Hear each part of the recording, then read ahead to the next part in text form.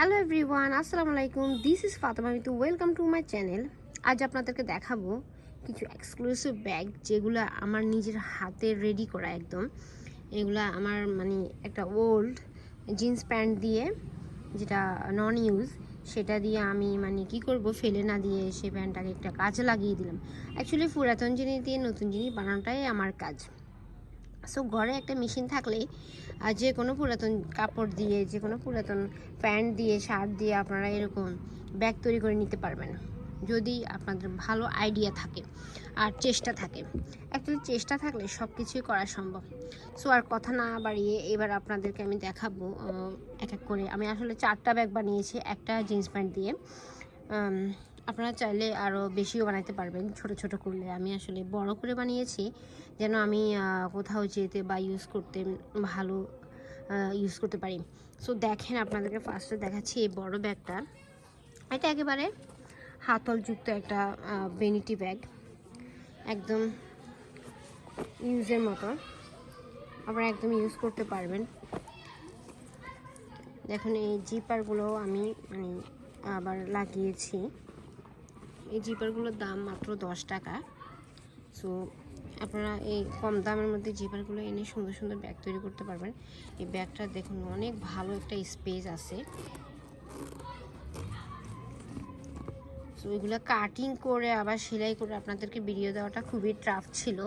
আমার actually video করার মতো কোনো লোক নাই, আমি নিজেই ভিডিও করতে হয়, নিজেই কন্টেন্ট তৈরি করতে হয়। সো নিজেই আমাকে সব কিছু করতে হয়। সো এই জন্য আপনাদেরকে ভিডিওগুলো সেলাই করার সময় আমি দিতে পারি না। সো নেক্সটে আপনাদেরকে আমি কাটিং অ্যান্ড সেলাই দুটোই আপনাদেরকে দেওয়ার চেষ্টা করবো ইনশাল্লাহ। সো সে পর্যন্ত আপনারা আমার ভিডিও পাশে থাকবেন অ্যান্ড আমার ভিডিওগুলোতে শেয়ার কমেন্ট করতে একদমই ভুলবেন না। আর আমার ভিডিওগুলো কোথা থেকে কে দেখছেন আপনারা একটু আমাকে কমেন্ট করে জানাবেন। এই ব্যাগটা আমার অ্যাকচুয়ালি তৈরি করতে একদিন লেগেছে। দেখুন আরেকটা ব্যাগ, এটা হচ্ছে সাইড ব্যাগ। এটা আপনি সাইডে বেল্ট দিয়ে ইউজ করতে পারবেন। এটাও জিন্স প্যান্ট দিয়ে আমি এই যে পকেট থেকে, আপনাদের পিছনে যে পকেটগুলো থাকে প্যান্টের, ওই পকেট থেকে এভাবে রাউন্ড করে কেটে নিয়ে আমি তৈরি করেছি। এটা দুই সাইডে পকেট আছে এগুলো। আর এই জিপারগুলো আমি আরেকটা পুরাতন ব্যাগ থেকে খুলে নিয়ে, নন ইউজ একটা ব্যাগ থেকে খুলে নিয়ে আমি এই ব্যাগটাতে আবার লাগিয়েছি। এই জিপারগুলো কিনতে আমার কোনো টাকা পয়সা লাগে নাই। দেখেন এই ব্যাগগুলোর অনেক স্পেস, অনেক কিছু আপনি রাখতে পারবেন, অনেক বড়, অনেক স্পেস। সো এটা তৈরি করতেও আমার জাস্ট একদিন লেগেছে। সো এবার আপনাদেরকে দেখাচ্ছি আমার থার্ড ব্যাগ। এটা আমার মেয়ের জন্য তৈরি করেছি আমি, একদমই ছোট। ও বাসায় খেলতে পারবে এরকম একটা ব্যাগ।